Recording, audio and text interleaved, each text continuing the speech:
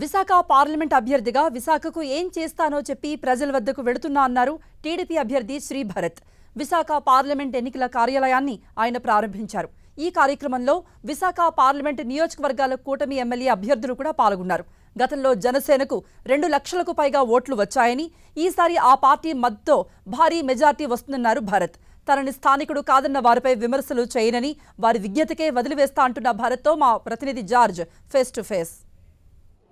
BJP, TDP, Janasena ఉమ్మడి అభ్యర్థిగా విశాఖ పార్లమెంటుకు సంబంధించి భరత్ బరిలోకి దిగారు. దీనికి సంబంధించి మనతో మాట్లాడేందుకు భరత్ ఉన్నారు. వారిని అడిగి మరిన్ని వివరాలు తెలుసుకుందాం.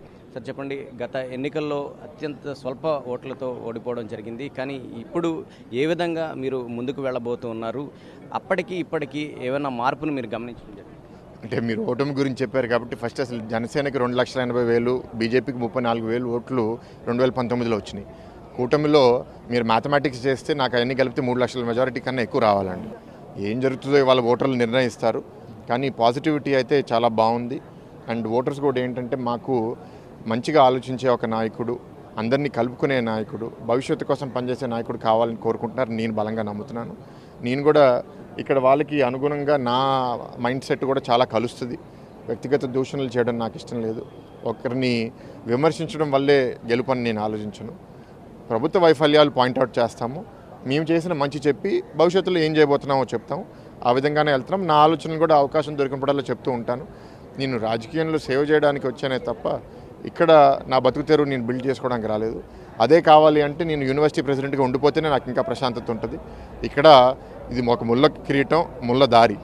నడిచినప్పుడు నొప్పి ఉంటుంది, కానీ దాని ద్వారా వచ్చే మంచి వల్లే మాకు ఎనర్జీ వచ్చి ముందుకెళ్తాం. అంటే ఒక ప్రచారం అయితే జరుగుతుంది, స్థానికేతరులకు ఇక్కడ సమస్యలు తెలియవు, కానీ స్థానికేతరులు ఇక్కడ నిరంతరం పోటీ చేస్తున్నారు. మేము స్థానికులం, ప్రజా సమస్యలు తెలిసిన వాళ్ళం, విశాఖ గురించి తెలిసిన వాళ్ళం అంటూ కూడా ఒక ప్రచారం జరిగింది. దాన్ని ఎలా మీరు ఓవర్కమ్ చేయాలి? అది ఎట్లా నాకు అర్థం అవట్లేదండి. ఎందుకంటే నేను ఇక్కడ స్టార్ట్ అయింది మూర్తి గారి మనవడిగా. ఆయన 1960 నుంచి విశాఖలోనే ఆయన కాపురం అయినా వ్యాపారం అయినా ఇక్కడే స్టార్ట్ చేశారు.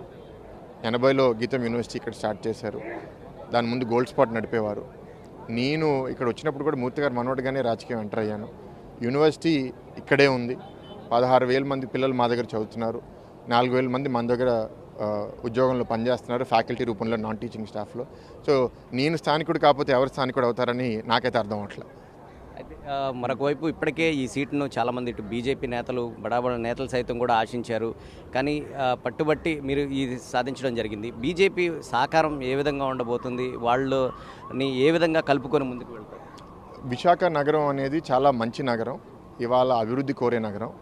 ఇక్కడ ఈ కుటుంబంలో ఎవరు పోటీ చేసినా సరే గెలుస్తామని చాలామంది ఆశపడడం సహజం.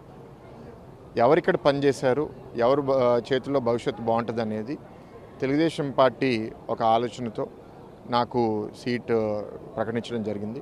పొత్తు పార్ట్నర్స్ కన్విన్స్ చేసిన తర్వాతే ఇక్కడ ఉన్న అభ్యర్థుల్లో భరత్ బెటర్ అని పార్టీ భావించి ఇచ్చారు. వాళ్ళు నాకు ఇచ్చిన నమ్మకాన్ని నిలబెట్టుకుని తప్పకుండా నేను బాగా పనిచేస్తానని చెప్తున్నాను. బీజేపీ నేతలు సైతం కూడా మీకు సపోర్ట్గా ఉంటారని భావిస్తూ ఉన్నారా? ఎందుకంటే వాళ్ళకు కూడా కొంత అసంతృప్తి ఉన్న నేపథ్యంలో వాళ్ళని ఏ విధంగా? నిన్నే బీజేపీ విశాఖపట్నం ఆఫీస్లో వాళ్ళ సిటీ ప్రెసిడెంటు, రాష్ట్ర నాయకులు, వాళ్ళ కార్యకర్తల నాయకులు అందరితో సమావేశం అవ్వడం జరిగింది. నా ఆలోచనలు ఏంటి, భరత్ అనే మనిషి ఏంటి అన్నీ చెప్పడం జరిగింది. చాలా బాగా జరిగింది. వాళ్ళందరూ పూర్తి మద్దతు నాకు అనౌన్స్ చేశారు. నాకు అట్లాంటి ఇష్యూ ఏమీ ఉంటుంది అనుకోవట్లేదు.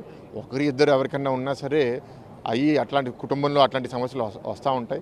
కలిసినప్పుడు 3 పార్టీలు, 3 ఆలోచనలు ఉన్న పార్టీలు ఒకసారి కలిసినప్పుడు 1-2 డిఫరెన్సెస్ అనేది ఎప్పుడైనా సహజం. అది పెద్ద ఇష్యూగా నేను భావించట్లేదు. అంటే గతంలో సైతం కూడా అన్ని నియోజకవర్గాల్లో గడప గడపకు కూడా మీరు టచ్ చేయడం జరిగింది. ఇప్పుడు కూడా ప్రచారంలో భాగంగా ప్రజల్లోకి వెళ్తున్నారు, నియోజకవర్గాల్లో తిరుగుతున్నారు. ప్రజలు ఎటువంటి సమస్యలు ఏమైనా మీ ముందుకు తీసుకువస్తున్నారా? ఏమైనా మార్పును మీరు గమనించడం జరిగింది? ఎంపీ అనేది ఎక్కువ పాలసీ మ్యాటర్స్ మీద మనం ఫోకస్ చేయాలి. కమ్యూనిటీస్కి ఏదైనా ఇష్యూ ఉందా, లొకాలిటీస్కి ఏదైనా ఇష్యూ ఉన్నాయి. సో లొకాలిటీస్ అన్ని విజిట్ చేస్తాము, సంఘాలతో మీటింగ్స్ పెట్టుకుంటాము, నాయకుల్ని కలుస్తాము. నాయకుల ద్వారా సమస్యలు అర్థం చేసుకుని ఇప్పుడు వార్డు ప్రెసిడెంటు, లేకపోతే ward secretary, corporator, mandal president, MPTC, ZPTC, వీళ్ళ ద్వారా మేము అంత ఇన్ఫర్మేషన్ తీసుకుని వాళ్ళని మేము బలపరుచుతాము. వాళ్ళు ఏదైనా సమస్య వాళ్ళ ద్వారా వస్తే కేంద్రంలో మాట్లాడాలంటే భవిష్యత్తులో మా ప్రభుత్వం వస్తుందని మేము బలంగా నమ్ముతున్నాం కాబట్టి ఆ ఇష్యూ కూడా మేము ఢిల్లీకి తీసుకెళ్ళి రిప్రజెంట్ చేయడం జరుగుతుంది. ఇప్పుడు పార్లమెంట్కి పోటీ చేస్తున్నారు కాబట్టి ప్రజలకు ఎటువంటి భరోసాను మీరు ఇవ్వబోతున్నారు, విశాఖకు ఏం చేయబోతారని చెప్తారు? అంటే ఎలక్షన్స్ వచ్చినప్పుడు మనం ఏదో కొత్తగా చెప్పేయాలని అనుకునే మనిషిని కాదు. 5 ఏళ్ళ నుంచి నేను ఎట్లా మాట్లాడుతాను అట్లాగే మాట్లాడతాను. ఒకటి, ఎలక్షన్స్ వచ్చినప్పుడు నేను ఏం చేయబోతున్నానని చెప్పే బాధ్యత ఉంది అండ్ ఓటు అడిగే బాధ్యత ఉంది. ఈ రెండు తప్పకుండా ఎన్ని ఫోరమ్స్ జరిగితే అన్ని ఫోరమ్స్లో అడుగుతాం. Thank you. అందరినీ కలుపుకొని మేము ముందుకు వెళ్తాము. ఖచ్చితంగా నేను ఏం చేయబోతున్నాను, ఎలా చేయబోతున్నాను అనేది ఖచ్చితంగా చెప్తాను, అదే చేసి చూపిస్తాను. కళ్ళబొల్లి మాటలు చెప్పడం నాకు చేత కాదు కాబట్టి ప్రజల్లోకి వెళ్ళి ఉన్న వాస్తవాలను చెప్పి గెలుపు దిశగా అయితే ప్రచారాన్ని ముమ్మరం చేస్తున్నానంటూ కూడా భరత్ చెప్తున్నారు. కెమెరా పర్సన్ సత్యతో జార్జ్, 10 టీవీ, విశాఖ నుంచి.